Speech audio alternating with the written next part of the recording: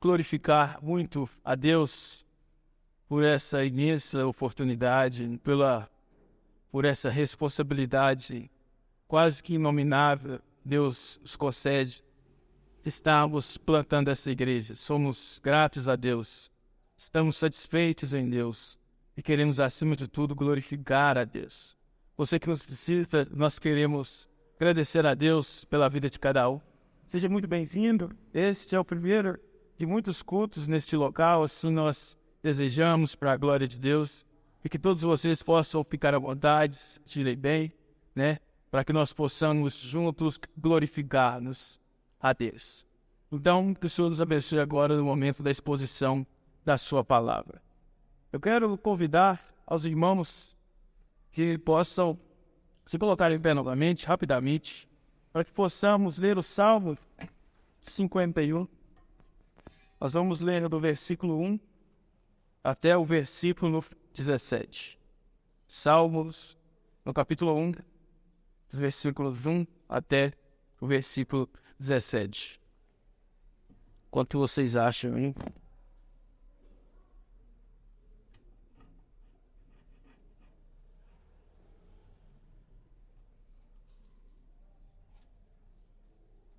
Salmos 51, versículos 1 até o 17, vai dizer o seguinte: Compadece-te de mim, ó Deus, segundo a tua benignidade e segundo a multidão das tuas misericórdias. Apaga as minhas transgressões. Lava-me completamente da minha iniquidade e purifica-me do meu pecado. Pois eu conheço as minhas transgressões e o meu pecado está sempre diante de mim. Pequei contra ti somente, e fiz o que é mal aos teus olhos, de maneira que serás tido por justo no teu falar e puro no teu julgar. Eu nasci na iniquidade, e em pecado me concedeu a minha mãe. Eis que te agradas da verdade no íntimo, e no oculto me fazes conhecer a sabedoria. Purifica-me com sopo e ficarei limpo, lava-me e ficarei mais alvo do que a neve. Faze-me ouvir júbilo e alegria, para que exultem os ossos que esmagaste. Esconde o teu rosto dos meus pecados, e apaga todas as minhas iniquidades.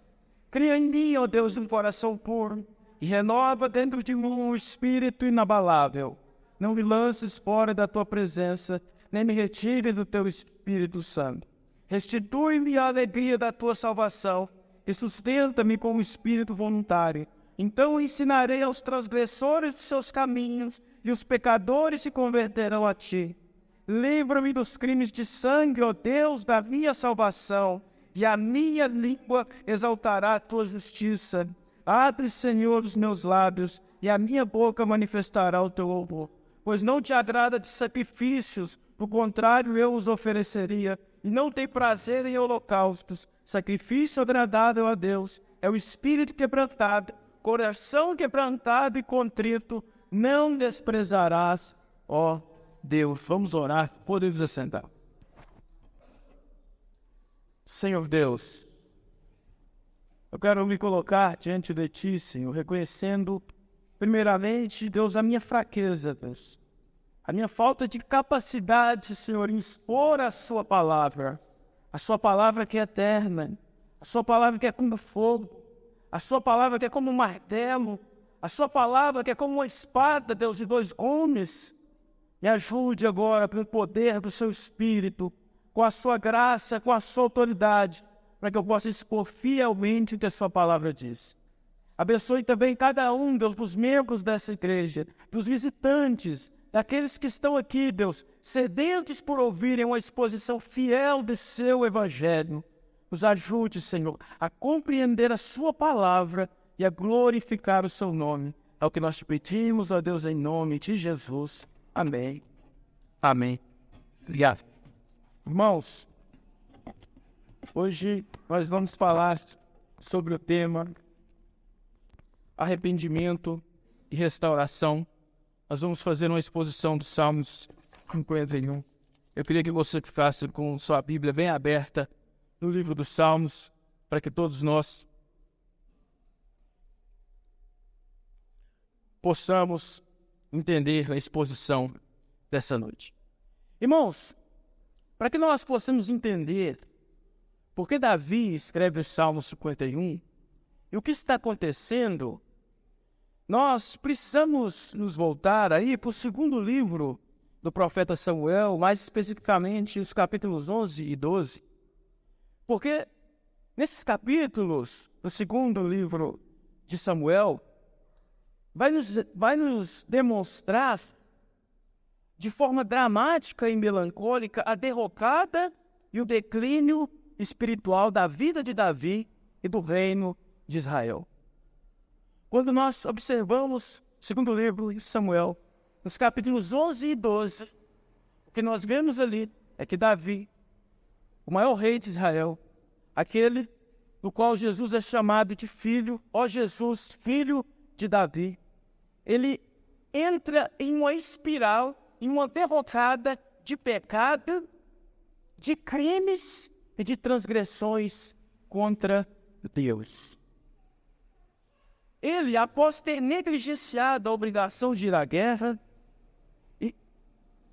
ele se apodera de uma mulher chamada Batseba, que era mulher de um dos seus soldados mais fiéis, que tinha por nome Urias, o Eteu.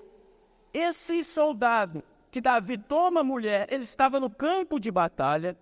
Essa mulher engravida, Davi fica sabendo da gravidez de Batseba, e Davi faz o seguinte: chama Urias da guerra, Joabe. E o que estava na mente de Davi? Davi queria que Joabe voltasse da guerra, se deitasse com a sua mulher, para que aquele filho que era de Davi fosse tido como filho de Urias. Davi, ele comete adultério. Davi, ele mente.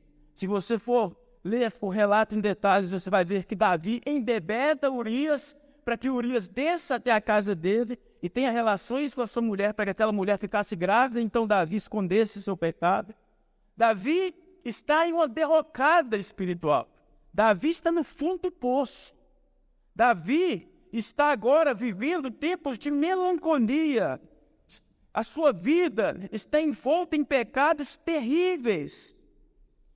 Como se não bastasse, depois que Davi tenta embriagar Urias, depois que Davi tenta vencer Urias, dizendo: Urias, você é um ótimo soldado, vou te dar uma folga, vai para sua casa, vai aproveitar com a sua mulher, vai para sua casa descansar, Davi, vai viver a vida, Urias. Urias fala: não, eu não posso ir me deitar com a minha mulher, enquanto os nossos soldados estão na guerra, batalhando. Como? Eu vou desfrutar dos prazeres da vida quando o nosso exército, Davi, está morrendo. Davi embebeda-o, mesmo assim ele não vai. Então Davi tem a brilhante ideia, entre aspas, e escreve para o seu chefe do seu exército, chamado Joabe, dizendo o seguinte: Joabe, coloca Urias no fronte de batalha. O fronte de batalha mais perigoso que existe. Coloque Urias, Joabe, no local para fazer mais propício para que ele morra. E Urias volta para a guerra, entrega a carta que Davi mandou. Joabe lê aquilo, coloca Urias no fronte de batalha, e o que acontece com Urias? Ele morre. Então aqui nós vemos Davi já tendo cometido um adultério, nós vemos Davi mentindo, nós vemos Davi embebedando uma pessoa, e agora nós temos Davi assassinando uma pessoa. Mas, irmãos, a derrocada da vida de Davi, ela não acaba por aí. Porque Davi, não satisfeito com os seus pecados, o que ele faz agora? Ele toma Batseba para sua mulher, como se nada fosse acontecer. Ele diz: Urias morreu, essa mulher está grávida, eu vou trazer ela para o meu palácio, ela vai ser mais uma das minhas esposas. Daqui a pouco ela vai aparecer grávida, mas as pessoas vão dizer, o marido dela já morreu, Davi a trouxe porque ela ficou viúva, tudo bem.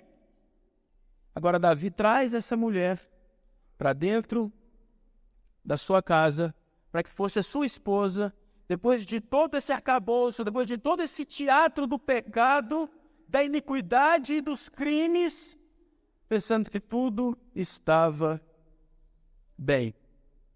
Até que chega o profeta Natã a Davi, conta-lhe uma parábola, que nós não vamos poder falar em detalhes aqui, e diz para Davi, Davi, você cometeu um crime grandioso contra o Senhor. Você pecou gravemente contra o Senhor. Davi diz, sim, eu pequei. E agora Davi começa a colher os frutos amargos do seu pecado. Por exemplo, nós vamos ver na vida de Davi que, dentre as muitas tragédias que aconteceram como efeito do pecado daquele rei, foi que Aminon, o seu filho, ele estupra e tem relações sexuais com a sua meia-irmã chamada Tamar. Nós vemos depois que Aminon, ele é morto por Absalão, que fica revoltado com aquela situação e com a passividade de seu pai, Davi. Depois acontece que Joabe, o chefe dos exércitos, mata Absalão, que estava procurando matar a Davi. E nós vemos que a espada de Deus, e o juízo de Deus, nunca se apartou da casa de Davi desde aquele dia. Nós podemos enumerar diversos pecados de Davi: homicídio, adultério, mentira, cobiça, falta de amor a Deus, ao próximo, dentre outros. E é neste contexto que nasce o Salmo 51. Eu queria que você acompanhasse comigo a leitura neste Salmo, que diz assim, os versos 1 e 2. Compadece-te de mim, ó Deus, segundo a tua benignidade e segundo a multidão das tuas misericórdias. Apaga as minhas transgressões, lava-me completamente da minha iniquidade, purifica-me do meu pecado. Vamos parar por aqui por enquanto. O roubo, irmãos, arrependido de Davi, após as suas terríveis transgressões, é altamente antagônico à postura soberba do rei ocioso que outrora possuíra a mulher do seu servo. Irmãos, a fama, a glória, o poder, os triunfos, eles podem trazer algo no coração do homem que é extremamente danoso. Isso se chama a soberba. Por um momento, Davi, no alto do seu ministério como rei, pensou que não precisava mais ir à guerra. Pensou que Joabe e os seus exércitos, com seus 30 valentes, com seus homens treinados, que já haviam dizimado várias e várias cidades, pensou que podia ficar calmo, tranquilo, repousar na sua casa. O coração de Davi se enche de soberba. Ele toma a mulher do seu próximo, ele comete adultério, ele assassina, ele mente, ele embebeda. Davi estava soberbo na hora do pecado, estava inchado, estava cheio da sua própria glória. Mas agora o roubo arrependido dele contrasta com o que Davi fez. Ele diz, compadece-te, ó Deus, seguindo a sua benignidade, seguindo a multidão das suas misericórdias.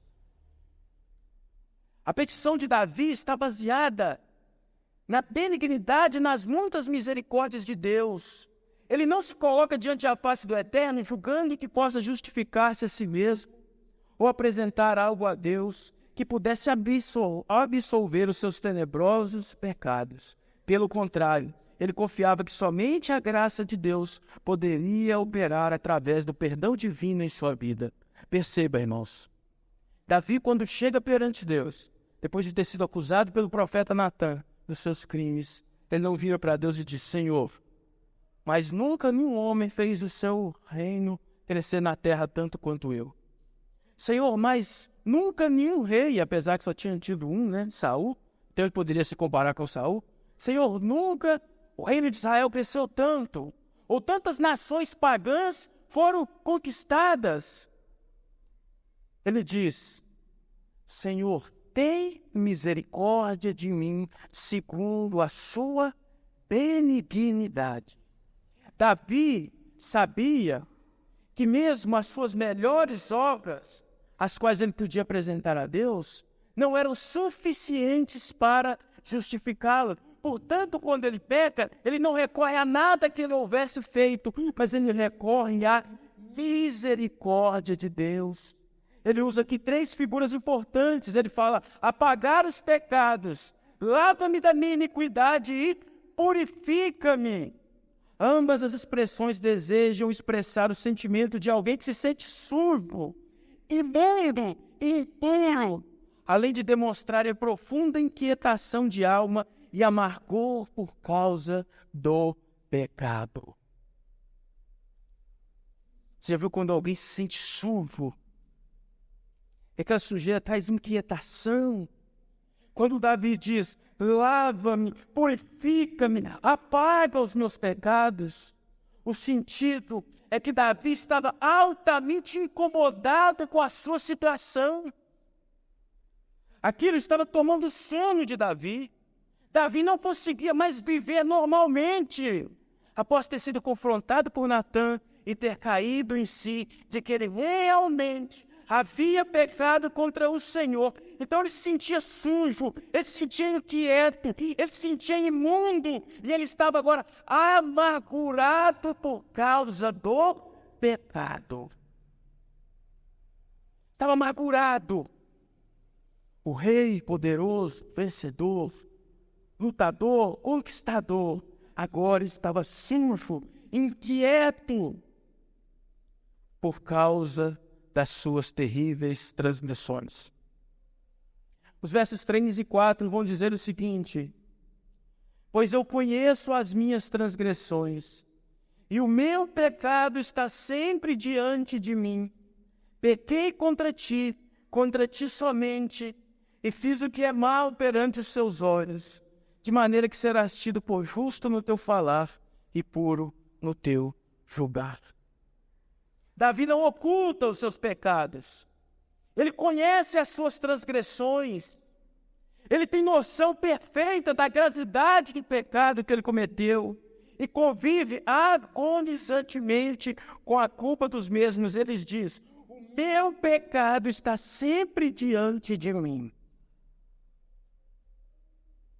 O pecado dele era como se onde ele fosse o pecado estivesse. Se ele fosse para a esquerda, o pecado dele ali estava. Se ele fosse para a direita, o pecado dele estava. Se ele se deitasse, o pecado dele estava com ele. Se ele acordasse, o pecado estava com ele. Ele diz: o meu pecado está sempre diante de mim. Quando você diz assim: eu não consigo me livrar desse fardo. Eu não consigo me livrar dessa inquietação. Eu não consigo me livrar disso. O meu pecado está sempre diante de mim. Irmão, entre dentro da alma de Davi, certamente comigo agora, pela lente das Escrituras. Veja a imensidão da angústia desse servo de Deus. Ele está angustiado, atormentado por causa dos seus pecados. O pecado cometido era para ele como a sombra do homem que não pode sumir. O pecado pressionava Davi, subjugava Davi. O pecado era sempre jogado na cara de Davi pela sua própria consciência.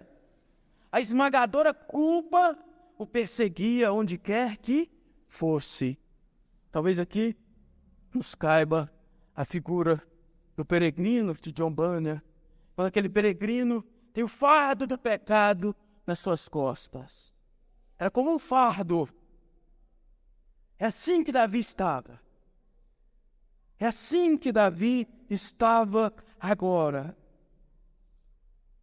E Davi tinha ciência de que o pecado, irmãos, antes de tudo, É uma profunda ofensa contra Deus e a sua santidade, quando ele diz: pequei contra ti somente, e fiz o que é mal aos seus olhos. É por isso que ele afirma que pecou contra Deus somente.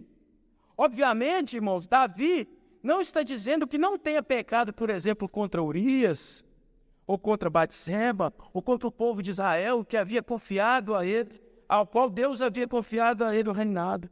O que Davi está dizendo quando ele fala que pecou somente contra Deus, é para demonstrar a sua consciência de que o pecado, antes de ser uma ofensa humana, irmãos, é uma ofensa contra os retos padrões divinos.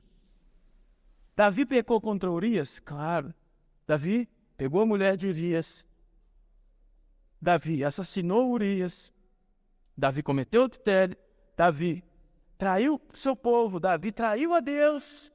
Mas ele diz agora: pequei contra ti somente. Por que ele diz isso? Porque o pecado, antes de tudo, antes de ser uma ofensa contra o ser humano, o pecado é uma ofensa à santidade de Deus.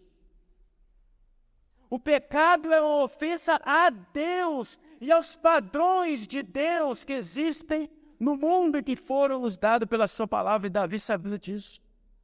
Davi conhecia a lei de Deus.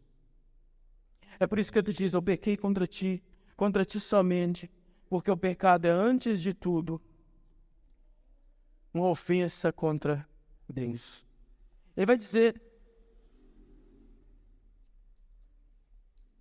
nos versos 5 e 6,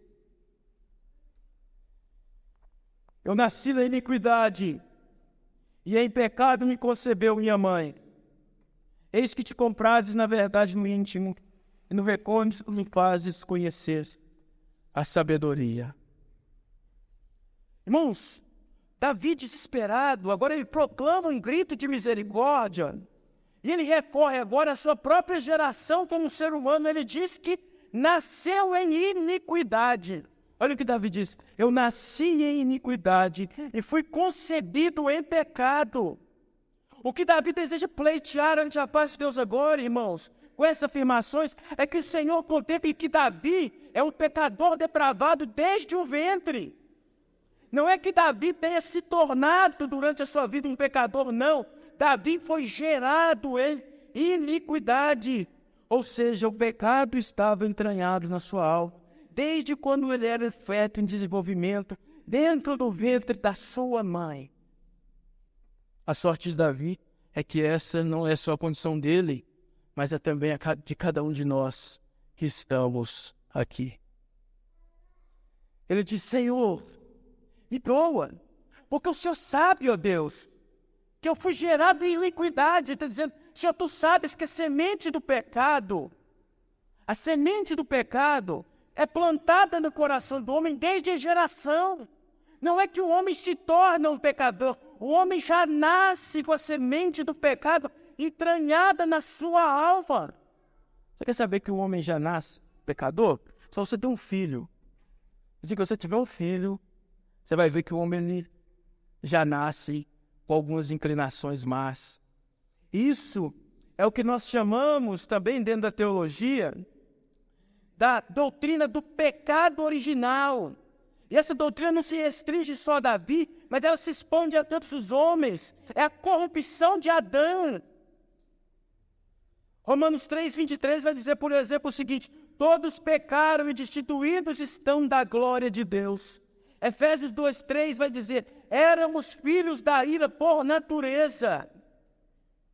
Somente Cristo, através do poder do Espírito Santo, pode nos libertar do cativeiro do pecado. É por isso que Davi se apega somente à misericórdia e benignidade de Deus. Davi está dizendo, Senhor, o pecado ele me acompanha desde que eu nasci. Desde que eu vim ao mundo, a corrupção de Adão foi passada a mim. Eu nasci em iniquidade. Eu pequei, Senhor, porque eu sou fruto do próprio pecado. A natureza do homem é pecaminosa. Ninguém vai estar nessa igreja para ouvir que o homem é bonzinho, que o homem é o centro do coração de Deus, que você é isso, que você é aquilo, não. Aqui nós iremos falar sobre as Escrituras. O que a Escritura diz é que o homem é depravado, é que o homem é pecador, é que o homem desde o ventre carrega consigo a corrupção de Adão. E não só a corrupção, mas ele carrega consigo também a culpa do pecado. É por isso que ele precisa de um Redentor, que é Jesus Cristo.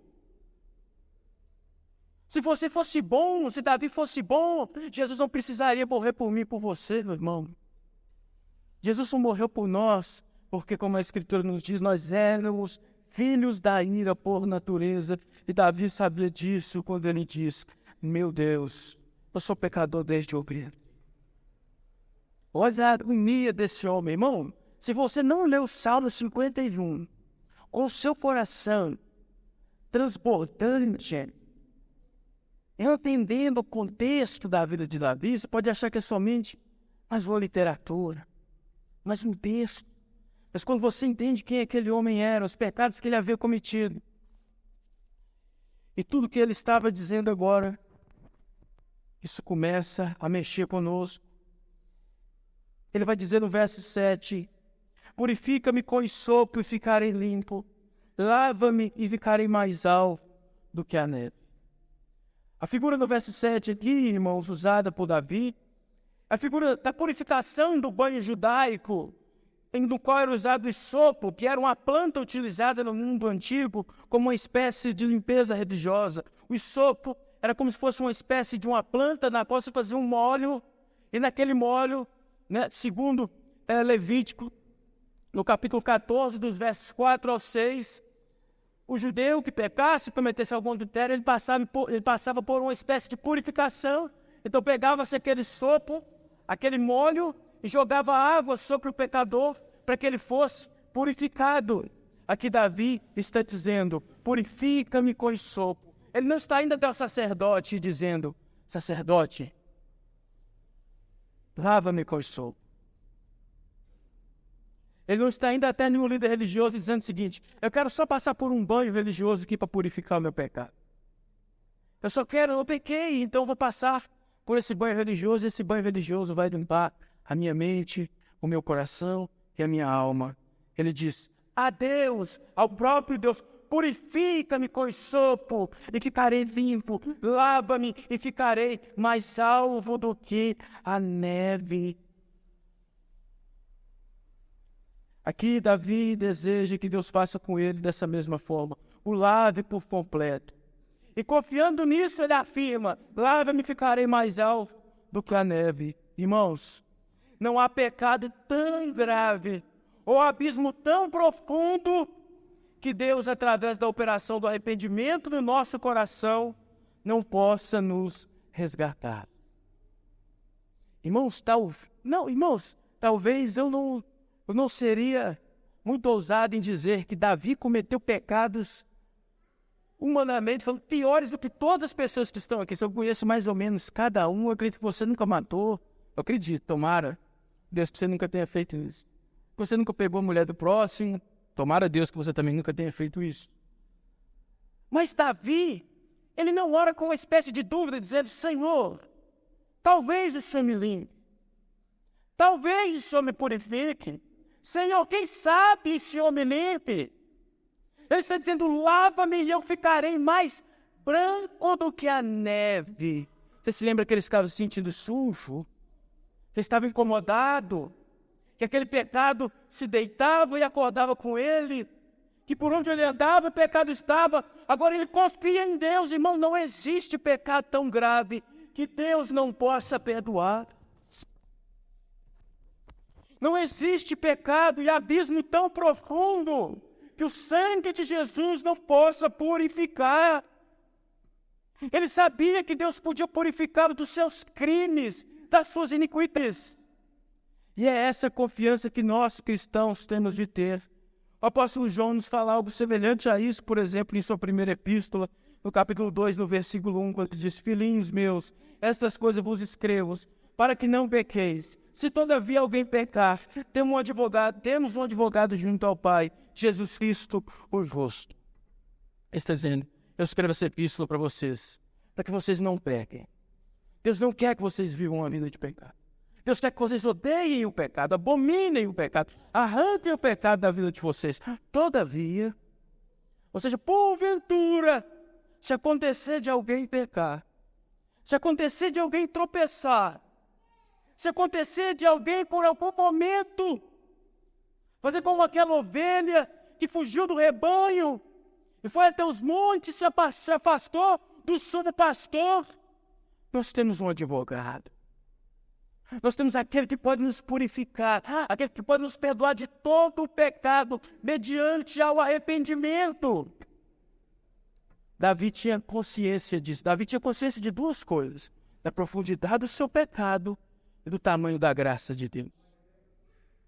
Ele tinha plena consciência disso, de que ele havia pecado terrivelmente, mas que Deus é terrivelmente gracioso para perdoar, para restaurar, para trazer de volta. Esse é o nosso Deus. Os versos 8 e 9 vão dizer o seguinte: faz-me ouvir júbilo e alegria, para que exultem os ossos que esmagaste. Esconde o rosto dos meus pecados e apaga todas as minhas iniquidades. O júbilo e a alegria, irmãos, são consequência do perdão de Deus. Não existe nada mais satisfatório e revigorante, verdadeiro crente, do que ter removido de sobre os seus ombros o fardo incarregável do pecado. Agora ele diz: faze-me júbilo e alegria. O júbilo e a alegria são consequências do perdão de Deus. Quando você está com aquele fardo do pecado nas suas costas, na sua mente, na sua alma, entranhado no seu coração, quando Deus te concede o perdão, você se arrepende. Agora você pode ouvir júbilo e alegria. É a consequência do perdão de Deus. É a consequência da atuação da graça de Deus. Não existe nada, irmãos, que possa te trazer mais alegria, se você é verdadeiramente um salvo, do que ter os seus pecados perdoados, do que Cristo remover de sobre os seus ombros o pecado. Se você ainda não creu em Cristo, você precisa se arrepender dos seus pecados essa noite e crer em Jesus, para que Ele tire esse fardo do pecado que está sobre as suas costas. Não existe nada que traga mais alegria com salva do que ter seus pecados perdoados. Enquanto para o não regenerado, irmãos, o pecado é algo que pode coexistir com a sua vida tranquilamente, para o verdadeiro crente, os horrores do pecado são como algo que não se pode suportar sem sofrimento e angústia. A diferença de Saul para Davi não é a qualidade do pecado. Talvez Davi tenha pecado muito pior do que Saul. Mas Saul estava preocupado somente com o seu reino, com a sua vida, com as coisas dessa terra. Davi estava extremamente preocupado com a sua comunhão com Deus. A diferença do salvo para o não salvo não é necessariamente que um peca e o outro não. Mas é quando o salvo peca, irmãos. Quando o salvo chega a pecar, quando a pessoa que realmente foi regenerada, nasceu de novo, ela peca, ela não consegue viver tranquilamente. É isso que Davi está falando no Salmo 51. Dizendo: eu não tenho tranquilidade. Eu não estou bem. Por quê, Davi? Porque seu dinheiro acabou? Porque seu reinado está se findando? Não, porque o meu pecado está sempre diante de mim. Quem nasceu de novo, irmãos, quem é um verdadeiro crente, não pode nunca e não consegue nunca viver uma vida em pecado. Todavia, aquele que não nasceu de novo consegue sim viver uma vida aparentemente com a sua consciência tranquila, mas não imagina que a espada e o juízo de Deus estão desembainhados, prontos para agir como justo juiz, ser independente. O rei, outrora vitorioso e próspero, experimenta a correção de Deus. Ele diz agora que os ossos dele estavam sendo esmagados. Olha a linguagem que Davi diz: os meus ossos foram esmagados. Ele experimenta o peso esmagador da mão santa de Deus, fazendo com que ele se arrependa e reconheça as suas iniquidades. O verdadeiro salvo, irmãos, ele sofre a punição passageira e terrena que Deus envia, para que ele não seja eternamente condenado junto com os ímpios. Irmãos, Deus disciplina como crentes porque nos ama. Todo esse tormento de Davi era obra de Deus. Toda essa inquietação de Davi era obra de Deus. Toda essa angústia de Davi era obra de Deus. Todo o desespero de Davi por causa do pecado era obra de Deus. Por que Deus fez isso com Davi? Para levá-lo ao arrependimento. E é assim que Deus faz conosco. Deus muitas vezes nos fere, nos coloca em situações difíceis, nos tira o sono. Mas não é porque Ele não nos ama. Não é porque Deus não tem prazer em nós. Não é por causa disso, mas é porque Ele deseja nos levar ao arrependimento, para que não sejamos condenados juntamente com Fernanda. Nos versos 10 ao 12 ele vai dizer o seguinte: cria em mim, ó Deus, um coração puro e renova dentro de mim o espírito inabalável. Não me tires da sua presença, nem retires de mim o seu Espírito Santo. Restitui a alegria da salvação e sustenta-me com o espírito voluntário. Davi volta os seus olhos novamente para a graça de Deus. Se no verso 5 ele reconhece a sua natureza pecadora desde o ventre, agora no verso 10 ele reconhece que Deus é poderoso para pegar esse coração imundo e pecador e cinza pela iniquidade e purificar. Ele diz: cria em mim, ó Deus, um coração puro.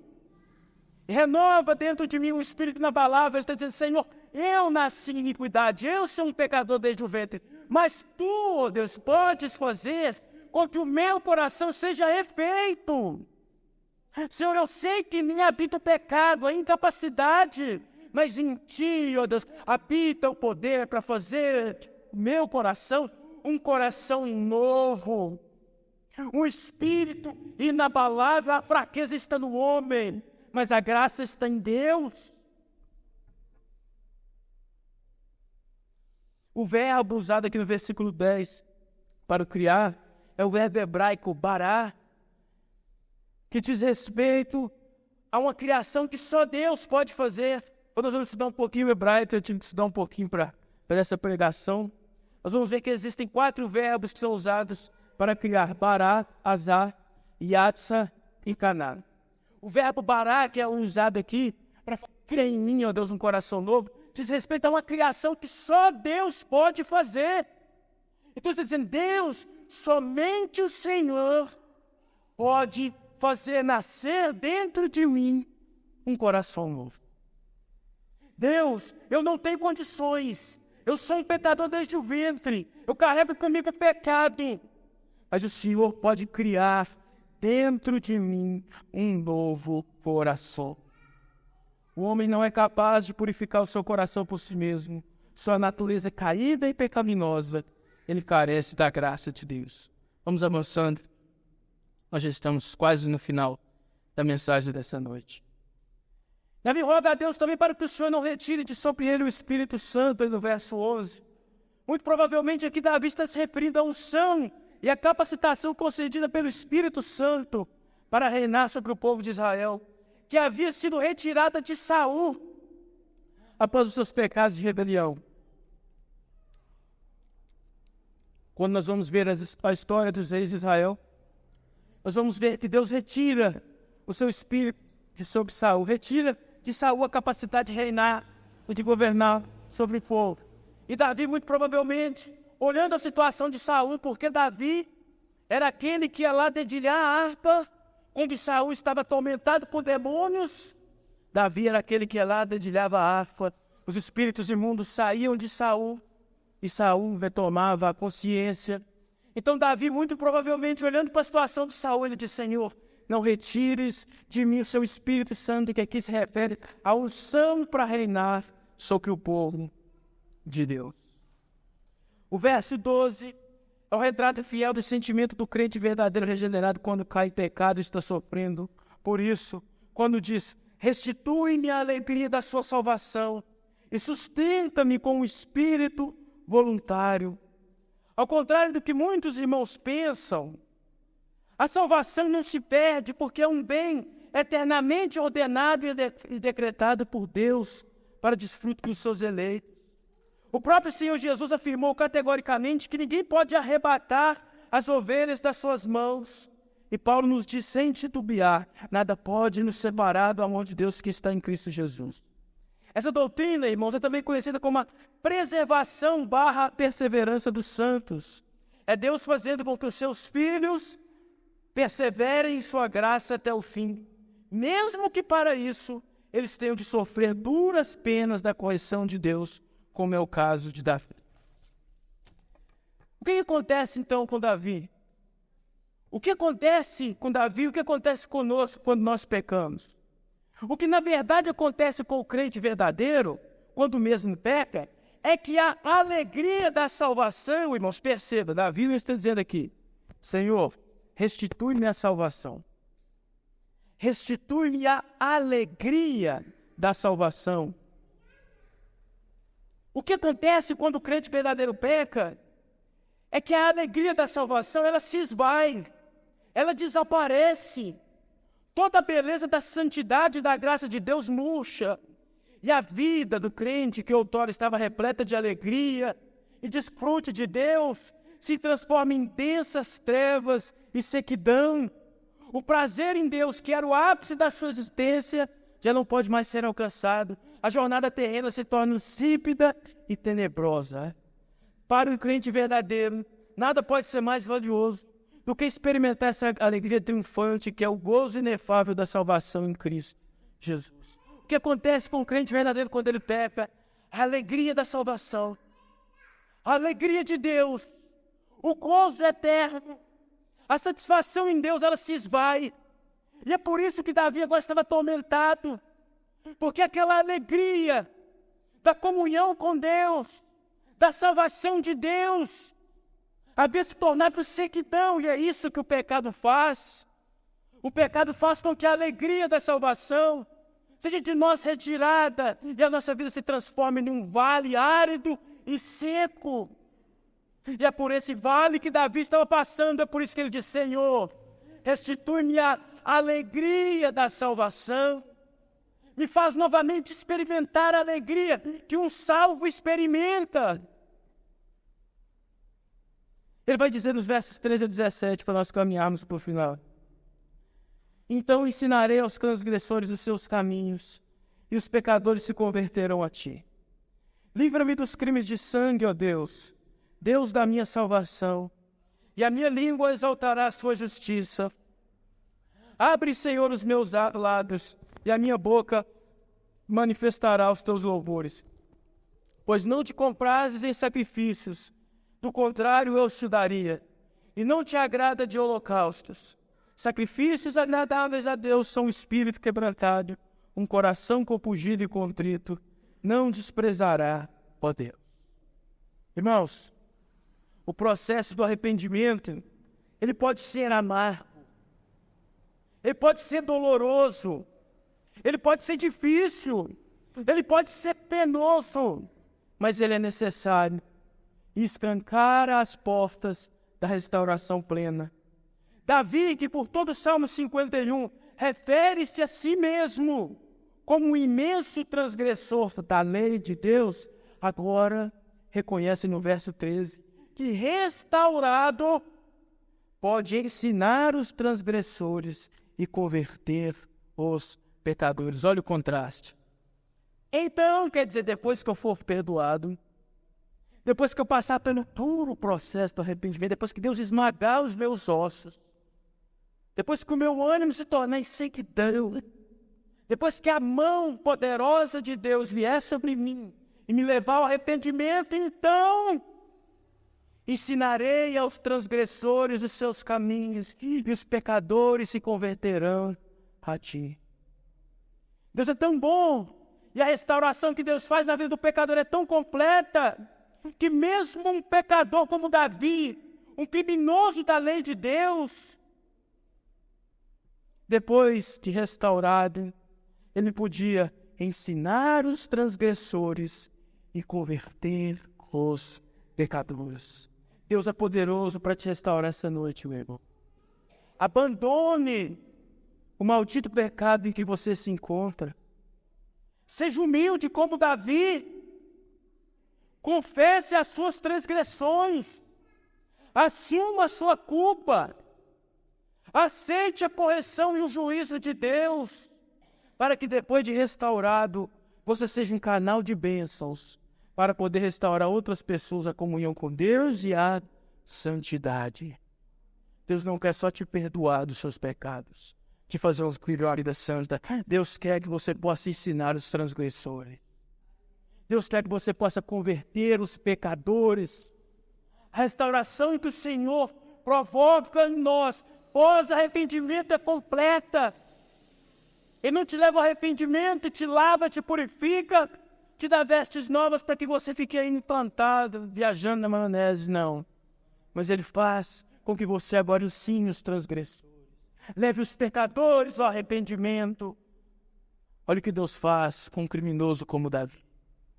E olha a confiança que Davi tinha na graça de Deus. Os versos 14 e 15 vão de novo falar sobre o júbilo e a alegria do perdão. E nos versos 16 e 17, Davi te demonstra aí a incapacidade dos sacrifícios perante Deus. Porque esse coração, um desejo de quando pecamos recompensar com uma boa ação. Davi está dizendo, Senhor, isso não vale nada. Não tem como. Se eu quisesse sacrifício, Senhor, eu pegava um bocado de boi, de ovelhas, os melhores que tinham, e eu no templo e sacrificava, mas não é isso que o Senhor quer. O que o Senhor realmente valoriza, ó Deus, é um espírito quebrantado, é um coração compungido e humilde. Não há nada humanamente que possa compensar nossos pecados perante Deus, irmãos. Nem mesmo as nossas supostas boas obras. Elas devem ser reflexo daquilo que Deus operou no nosso coração. Daquilo que Deus operou. Elas devem ser reflexo daquilo que Deus operou primariamente no nosso interior, mas quem como moeda de troca por nossos pecados. Se Davi pecou muito mais do que nós, Davi com certeza também tinha muito mais feitos do que nós, mas Davi nunca pôs isso na balança. Ele disse simplesmente, Senhor, eu pequei. Senhor, eu pequei. Me perdoa. O que Davi fez aqui é aquilo que Jesus nos ensina no Sermão do Monte, quando ele diz, bem-aventurados os pobres de espírito. Bem-aventurados aqueles que reconhecem que espiritualmente são pobres, são fracassados, precisam de Deus, precisam da graça de Cristo e precisam do perdão de Deus. Quero caminhar para algumas aplicações para que nós possamos finalizar nossa mensagem essa noite. Eu quero dizer, irmãos, que a ociosidade e a negligência das tarefas que Deus nos ordenou inevitavelmente nos levarão a uma exposição maior ao pecado. Portanto, esteja sempre ocupado e vigilante com o que o Senhor te concedeu. Davi não acordou naquele dia pensando em pecar. Davi não acordou naquele dia imaginando, hoje eu vou pegar a mulher de um dos meus melhores soldados. Hoje eu vou tomar a Batseba. Daqui a pouco eu vou mandar Urias para o fonte de batalha. Não. Aquilo aconteceu por causa da ociosidade de Davi. Davi, que deveria ter ido para a guerra, estava dentro de casa, estava no seu palácio, estava curtindo os benefícios do seu reinado, enquanto Deus tinha ordenado que ele lutasse. A ociosidade na sua vida, todo esse tempão que você gasta no Instagram, nas redes sociais, todo esse tempão que você gasta vendo as suas séries preferidas. Não estou dizendo para que você não veja isso, para que você não mexa na internet. Mas cuidado com a ociosidade e a negligência dos meios de graça e daquilo que Deus te ordenou. Pode ser que num desses dias de negligência você peque. E as consequências podem ser terríveis. O pecado sempre pode ser perdoado. Não há pecado tão grande que a graça de Deus em Cristo Jesus, mediante a fé e o arrependimento, não perdoe. Se arrependa essa noite. Se arrependa essa noite. Não resista ao Espírito Santo. Busque a Deus com arrependimento. Reconheça que você é um pecador. Você precisa da graça e do poder de Deus. Deus nos perdoa, irmãos, mas nós precisamos sempre dizer que apesar do perdão, as consequências por muitas vezes permanecem. Esteja humildemente aberto à correção do Senhor. Nós temos conversado com alguns irmãos que têm, às vezes, errado, se equivocado. E às vezes esses irmãos falam, o que eu vou fazer? O que eu falo é o seguinte, sofra o agravo pelos seus pecados. Sofra o processo penoso e duro por causa do seu mau comportamento. O pecado pode ser perdoado, irmãos, mas as consequências, muitas das vezes, invariavelmente, vão circuncidar as nossas vidas. E você precisa estar aberto à correção do Senhor. É importante dizermos também que não existe fardo mais pesado para o verdadeiro crente do que o pecado. Se você realmente nasceu de novo, jamais conseguirá viver uma vida de pecado. O fardo mais pesado para o crente não é o desemprego. O fardo mais pesado para o crente não é a morte do pai, da mãe, nem mesmo de um filho.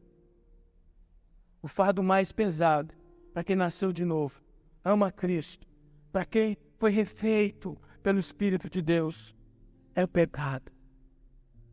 O pecado é o fardo mais pesado para quem é um verdadeiro crente. É um fardo intolerável. É algo que suga suas forças, que estremece a sua alma. Você precisa abandonar esse fardo essa noite. Abandone também a ideia de que se você pecou, você não deve mais orar. Isso é muito comum nos nossos dias. Por que você não está orando, irmão? Pequei. Por que você abandonou essa vida de oração? Porque eu pequei. Davi, ao contrário, ele ora. Ele ora sobre o poder do Espírito Santo. Irmãos, é a oração que vai nos conduzir ao verdadeiro arrependimento. E posteriormente à restauração. O pecado é motivo para você parar de orar. O pecado é motivo para você orar mais. Orar mais. Para você poder abandonar completamente o pecado. E ser restaurado plenamente. Mesmo que você tenha entrado aqui essa noite com as suas mãos sujas como as de Davi, o sangue de Jesus Cristo pode purificar. Se arrependa e creia no Filho de Deus. Ele é poderoso para salvá-lo. Deus não lança fora o verdadeiro arrependimento, nem o coração verdadeiramente quebrantado. Antes Deus restaura e faz com que outrora o pecador ensine agora os caminhos da justiça. Que nós possamos rogar a Deus por arrependimento, pela restauração, a fim de que nós possamos andar nos seus caminhos justos e para permanecermos firmes na sua santidade e na sua graça. Fique de pé, vamos fazer mais uma oração por aqui. Logo após eu passar a palavra ao nosso querido pastor David Cavalcante. Senhor Deus, Senhor meu Deus, eu quero te pedir, Deus, que a sua palavra penetre, Deus, o profundo da nossa alma, do nosso coração. Senhor, nós não estamos aqui, Deus, para entreter as pessoas. Nós não estamos aqui, Deus, para trazer discursos motivacionais. Mas nós estamos aqui para expor a sua palavra debaixo do poder do Espírito Santo. Então alcance o coração de cada pessoa que aqui está, Senhor. Os verdadeiros crentes, Senhor, faz pesar sua mão sobre eles, a fim de que eles se arrependam e voltem aos seus caminhos. Aqueles que ainda não se converteram, Deus, ou aqueles que acham que se converteram e ainda não se converteram, que o Senhor os alcance essa noite pelo seu Espírito e a sua palavra, os fazendo encontrar a Jesus, os fazendo encontrar a salvação, os fazendo encontrar o gozo da vida eterna. Restaura-nos, Senhor, tira-nos do calabouço e do fundo do pecado e nos faz ensinar os transgressores e os ímpios. Nós te pedimos isso, Deus, e por intermédio de Jesus Cristo e no poder do Espírito Santo. Nos abençoe, Deus, e nos fortaleça. Abençoe essa igreja, Deus. Nós possamos continuar anunciando fielmente o seu Evangelho, a fim de que o seu nome seja glorificado. Em nome de Jesus Cristo, amém.